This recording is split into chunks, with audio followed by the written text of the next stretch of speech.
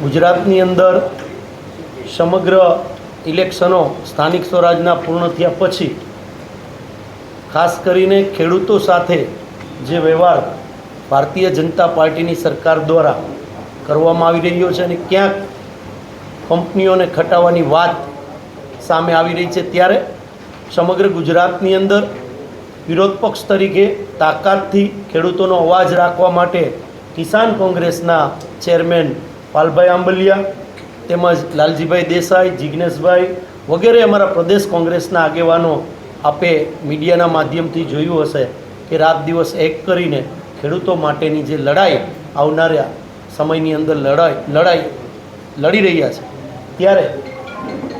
આખા ખેડૂતોના અવાજને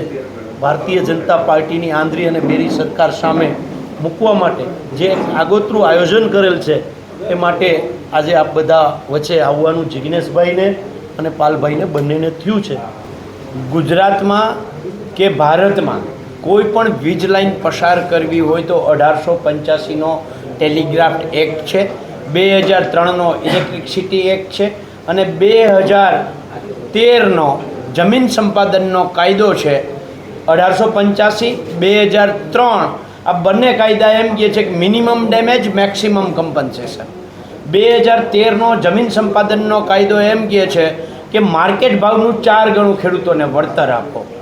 આ ગુજરાત સરકારે આ ત્રણ કાયદાઓ ઉપર બુલડોઝર ફેરવી અને 2017, 21, 23, 24 એમ 4 વર્ષોમાં અલગ અલગ પરિપત્રો કરી અને જંત્રી ભાવના, નહીં માર્કેટ ભાવ, જંત્રી ભાવના પહેલાં 7.5% પછી 15% અને અત્યારે 25% વળતર ખેડૂતોને આપવાનું નક્કી કર્યું છે। એટલે જે ગઈકાલે જીતુભાઈ કહેતા હતા કે ખેડૂતો સાથે કોઈ છેતરપિંડી કરે તો નહીં ચલાવાય, અરે ભાઈ સરકાર પોતે જ છેતરપિંડી કરે છે, કાયદાઓ ઉપર બુલડોઝર ફેરવીને છેતરપિંડી કરે છે, પોતાની માનીતી કંપનીઓને ફાયદો કરાવવા માટે કાયદાઓ ઉપર બુલડોઝર ફેરવી અને પરિપત્રો કરે છે। ગુજરાત એ વીજળીના ઉત્પાદનમાં, ઇલેક્ટ્રિસિટીની બાબતમાં સરપ્લસ રાજ્ય છે, એટલે કે અહીંયા જરૂરિયાત કરતાં વધારે વીજળીનું ઉત્પાદન થાય છે। એ છતાં કેટલીક મોટી કોર્પોરેટ કંપનીઓ, પૂંજીપતિઓ, ઉદ્યોગપતિઓને સાચવવા, કરોડપતિઓને ખરબપતિ બનાવવા માટે ગુજરાતની ભારતીય જનતા પાર્ટીની સરકાર એ કંપનીઓ સાથે મિલીભગત કરી ખાસ કરીને સૌરાષ્ટ્રના અને પછી આગળ જતાં ગુજરાતના 26 જેટલા જિલ્લાઓમાં ખેડૂતોની સદંતર મરજીની વિરુદ્ધ એમના ખેતરમાં બળજબરીપૂર્વક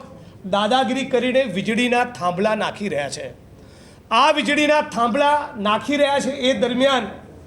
પોલીસ પ્રશાસન જે પ્રમાણેની જબરદસ્તી અને જોર જુલમ વર્તાવી રહ્યા છે, જે પ્રમાણે બેન દીકરીઓ માતાઓને સુરેન્દ્રનગર જિલ્લાના ધ્રાંગધ્રા તાલુકાના કોંટ ગામે, સાપકડા, મોરબીના ગામે, દ્વારકામાં, અન્ય જગ્યાએ જે પ્રમાણે બેન દીકરીઓ માતાઓને મારી, જે પ્રમાણે યુવાનોની બોછી પકડી ગરદન પછડી, જે પ્રમાણે પશુ કે જાનવરને ઢસડતા હોય એ પ્રમાણે ખેડૂતોને વીંજોળીને ફેંકી દીધા, ખેડૂતના ખેતરમાં ઘૂસી એમની ખાનગી જગ્યાના તાળા તોડ્યા, બહુ જ બેહુદું અને અમાનવી કહી શકાય એ પ્રમાણેનું વર્તન કંપનીઓના ઇશારે ગુજરાતની ભાજપ સરકારે કરેલું છે। આખા ગુજરાતમાં લગભગ 26 જેટલા જિલ્લામાં આ પ્રમાણે વીજળીના થાંભલા લાગવાના છે। હું ગઈકાલે ધ્રાંગધ્રાના કોંટ ગામની મુલાકાત લઈ આવ્યો, જે 67 મીટરની ત્રિજ્યામાં જેટલા વ્યાપમાં વીજળીનો થાંભલો પેલું સ્ટ્રક્ચર ઊભું કરવાનું હોય છે એ સિવાયની જગ્યામાં લગભગ 1.5 કિલોમીટર સુધીનો એરિયા આ કંપનીઓએ સંપૂર્ણ ગેરકાયદેસર રીતે કાનૂન, બંધારણ, કાયદાકીય જોગવાઈઓની ઉપરવટ જઈ ખેડૂતોની મરજીની વિરુદ્ધ, જાણે ખેડૂતોનું કોઈ અસ્તિત્વ જ ના હોય એ પ્રમાણે ચારે બાજુ દોરડા ખેંચેલા છે, પોતાનો માલ સામાન પાથરેલો છે। એટલે કે ખેડૂતોની ખેતીની જમીનની વપરાશ એ કલેક્ટરે આપેલી પરવાનગી સિવાય કરવાની, પણ એના વળતરનું એક ફદિયું પણ નહીં આપવાનું, અને જો વળતર માગે તો પોલીસને આગળ ધરી બેફામ રીતે એમની સાથે મારકૂટ કરવાની। એટલે આ બધાની વિરુદ્ધમાં કોંગ્રેસ પાર્ટી અને 23 જેટલા કિસાન સંગઠનો દ્વારા, ખાસ કરીને કિસાન સંઘર્ષ સમિતિ દ્વારા અમે બધાએ 15મી તારીખે ગાંધીનગરમાં એક રેલીનું આયોજન કરેલું છે. રેલીમાં 1111 જેટલા ટ્રેક્ટરો ગાંધીનગર પહોંચશે અને ગાંધીનગર પહોંચી અમે સરકારને ચેતવણી આપવાના છીએ કે પૂંજીપતિઓ, ઉદ્યોગપતિઓ અને આ કંપનીઓની દલાલી બંધ કરો.